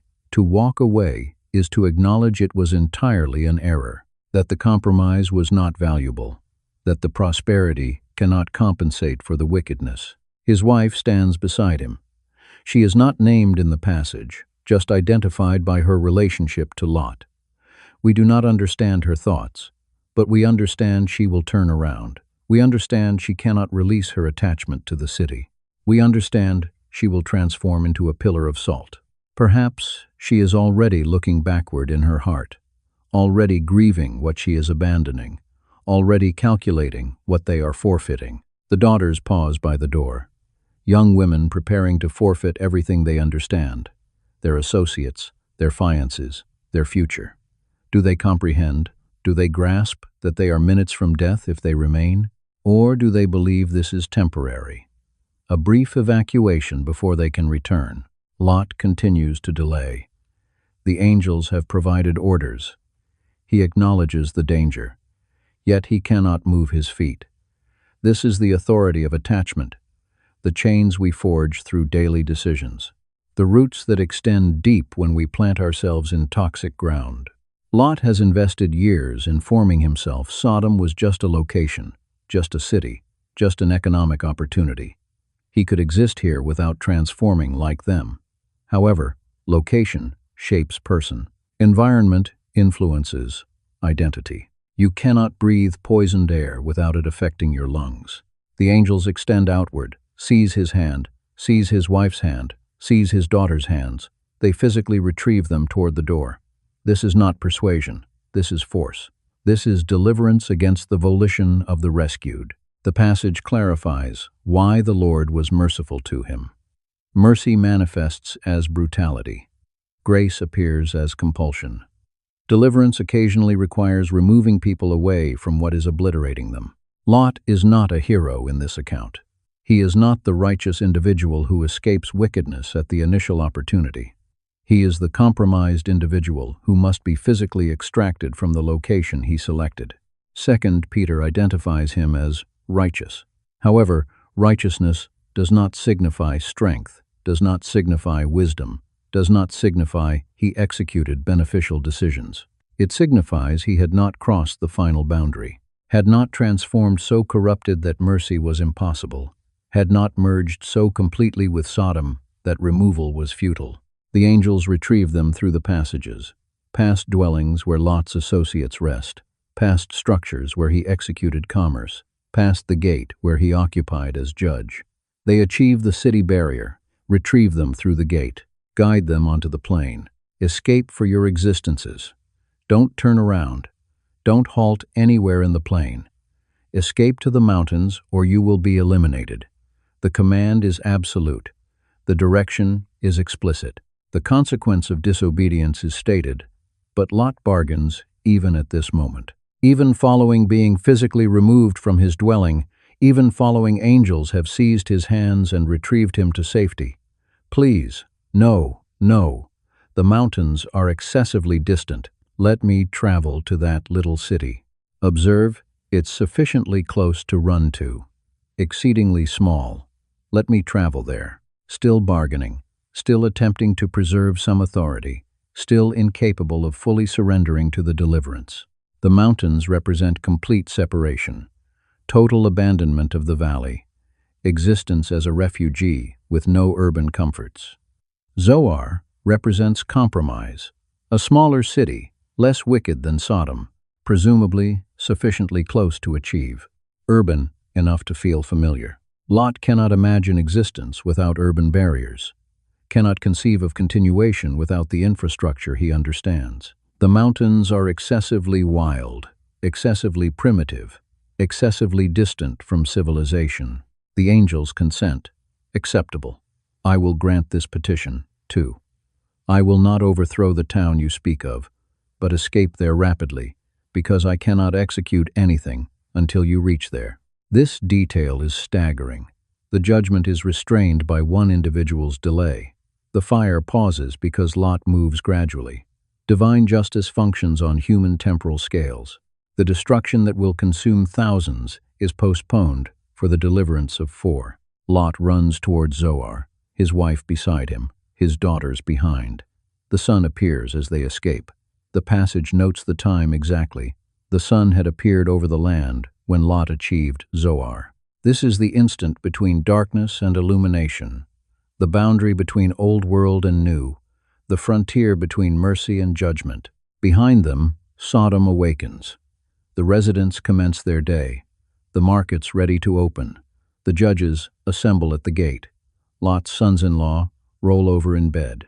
His promised daughters ready breakfast. His associates count their prosperity. His servants tend their animals. None of them understand the fire is already descending. None of them comprehend that their laughter last night was their concluding sound. Lot enters Zoar, collapses in exhaustion. His wife stands at the edge of the city, observing backward towards Sodom. The passage does not inform us what she is thinking. Does she observe the smoke? Does she perceive the screams? Does she comprehend what is occurring? We understand only that she transforms into a pillar of salt, that her attachment to what was behind demonstrates more powerful than her continuation instinct. She turns, she observes, she halts, she solidifies. The alert was explicit. Don't turn around. She turned around. Was it deliberate disobedience or involuntary reflex? Did she select death or did death select her? The passage provides no psychology, just consequence. She turned around. She transformed into salt. Lot forfeits his wife at the instant of deliverance. His daughters forfeit their mother. The household that escaped is smaller than the household that abandoned the dwelling. This is what attachment costs. This is what compromise produces. Years of assimilation conclude with brutal separation. Decades of accumulation result in complete forfeiture. Lot occupies in Zoar, alive but shattered, rescued but destroyed, righteous but devastated. Behind him, the city he selected is burning. Before him, a future he never envisioned. Surrounding him, ruins of a household obliterated by his decisions. The angels release his hands. Their objective is finished. The righteous have been removed. The judgment can advance. Lot's delay postponed the fire. His hesitation extended grace. His weakness transformed into the calculation of divine forbearance. However, now the grasp of grace releases. Now the mercy withdraws. Now the justice descends, and Sodom burns. The chemistry of fire. The sun appears over Sodom. Morning illumination contacts the limestone barriers. The city awakens. Bakers ignite their ovens. Traders arrange their products. Then the Lord rained brimstone and fire on Sodom and Gomorrah, from the Lord out of the heavens. The passage is exact. Two names for God, the Lord on earth, the Lord in heaven. This is not metaphor. This is eyewitness terminology attempting to describe what Abraham will observe from his vantage point near Hebron. Brimstone is sulfur. The Hebrew word is gophrith, pure elemental sulfur, not sulfur compounds mixed with additional minerals. The chemistry is significant. Archaeologists functioning at both Bab Edra and Numera discovered something extraordinary. Small spheres of sulfur embedded in the ash layers, not distributed randomly, concentrated in particular destruction levels. Laboratory analysis disclosed these sulfur spheres are between 96 and 98% pure. This is unusual. Natural sulfur deposits in volcanic territories typically contain significant impurities: gypsum, calcium carbonate, various minerals. However, the sulfur discovered in the cities of the plain destruction layers is nearly pure, the type of purity you would anticipate from a supernatural source, or from a geological occurrence so extreme that it purified the sulfur through heat and pressure. The Dead Sea Rift occupies on a major tectonic boundary. The African plate and Arabian plate are separating. The Jordan Valley is a massive tear in the Earth's crust, dropping down between these separating plates. The geology is brutal. The Rift Valley floor is the lowest point on Earth's land surface, 400 meters below sea level. The pressure differential is extreme. Beneath the valley floor exists a complex network of faults and fissures, gas pockets, bitumen deposits, sulfur beds. The valley of Sodom was filled with tar pits, according to Genesis 14. This is not poetic terminology. This is topographical description. Core samples from the Dead Sea verify massive deposits of asphalt and sulfur in the sediment layers. The territory is saturated with combustible materials. Now envision a massive earthquake, the type that strikes without alert along active fault lines. The ground splits, fissures open. Methane gas, trapped in underground pockets, escapes. Bitumen seeps up through cracks. Sulfur deposits are exposed to oxygen. The earthquake produces friction, heat, sparks. The methane ignites. The explosion is instantaneous and massive. The pressure wave travels more rapidly than sound. Buildings collapse before people comprehend what is occurring. The bitumen catches fire. Liquid asphalt, burning at temperatures exceeding 1,000 degrees Celsius, The sulfur ignites. Burning sulfur produces sulfur dioxide, choking, toxic, lethal in confined spaces. However, the archaeology indicates something even more extreme. At Numera, excavators discovered pottery that had vitrified, transformed to glass. This demands temperatures exceeding 2,000 degrees Celsius. A typical fire does not achieve these temperatures. Even burning bitumen peaks at around 1200. Something additional occurred. The leading theory involves an airburst comparable to the Tunguska occurrence in Siberia, where a meteor exploded in the atmosphere, producing a massive heat pulse. However, Genesis does not reference a meteor. It particularly states the Lord rained brimstone and fire. This indicates material descending from above, not a single impact, multiple strikes. The earthquake could have initiated a chain reaction, gas eruptions, underground explosions, producing pressure waves that launched burning sulfur and bitumen into the air, material descending back down like lethal precipitation. Each sulfur sphere that landed would ignite on contact, produce small fires that merged into a regional conflagration. The heat would accumulate on itself, produce its own wind mechanism, generate fire tornadoes. The cities were constructed primarily of mud brick, clay mixed with straw, and dried in the sun. These bricks are powerful when dry, but they burn.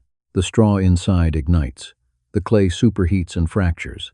The wooden beams supporting roofs would catch fire within minutes. Buildings would collapse inward, capturing people inside, producing cremation ovens from their own dwellings. The bitumen utilized as mortar between bricks would melt and burn, producing rivers of fire flowing down passages, seeping into foundations, igniting everything it contacted. The archaeological proof demonstrates the destruction was sudden and complete. At Bab-e-Dra, the entire city burned in a single occurrence. The ash layer is uniform across the location, no proof of gradual abandonment or multiple fires. The population possessed no duration to evacuate. Skeletal remains demonstrate people perished where they fell. Some were in their dwellings, others in the passages. Many demonstrate proof of extreme heat exposure. Bones, discovered in the destruction layer, are heat fractured, cracked by exposure to intense temperatures. Some are partially cremated. This indicates fire sufficiently hot to affect human remains before decomposition. The sulfur spheres, embedded in the ash, supply the smoking proof. These are not natural formations. They are remnants of the precipitation described in Genesis, physical proof of the chemistry of judgment. Abraham observes toward Sodom from his camp near Hebron. The passage states, "He observed the smoke of the land ascending, like the smoke of a furnace." A furnace is a contained fire utilized for metal functioning, extremely hot, producing thick, black smoke. This is the terminology of someone observing from a distance and attempting to describe an unprecedented occurrence. The smoke would have been observable for hundreds of miles, a black column ascending into the atmosphere. The heat would produce its own weather mechanism, updrafts retrieving the smoke higher, producing a mushroom cloud effect. The fire burned so hot that it altered the chemistry of the ground. Contemporary soil samples from the territory demonstrate proof of intense heating occurrences in the Bronze Age layers. The organic materials were completely combusted. The minerals were altered by extreme temperatures. The destruction was so complete that the cities were never reconstructed on the identical locations. The survivors did not return to salvage materials. The locations transformed into cursed ground. Genesis states the Lord overthrew those cities, and all the plain, and all the inhabitants of the cities, and what grew on the ground, complete destruction. Urban centers, agricultural communities, crops, animals, everything in the impact zone was consumed. The fire descended during the day, early morning. This maximized casualties. People were awake, commencing their work, assembled in public spaces. The scheduling ensured maximum death, but it also ensured Lot possessed duration to escape. The angels scheduled the deliverance to the hour. Remove the righteous at dawn, release the judgment as the sun appears. Precision down to the minute. The chemistry of fire transformed into the tool of justice. The geology of abundance transformed into the weapon of judgment. The identical rift valley that supplied prosperity transformed into the mechanism of destruction. Sulfur rained from heaven, not metaphorically, literally. Physical sulfur spheres descended on physical cities filled with physical people. The chemistry was real. The fire was actual. The death was complete. Sodom burned because Sodom had earned it.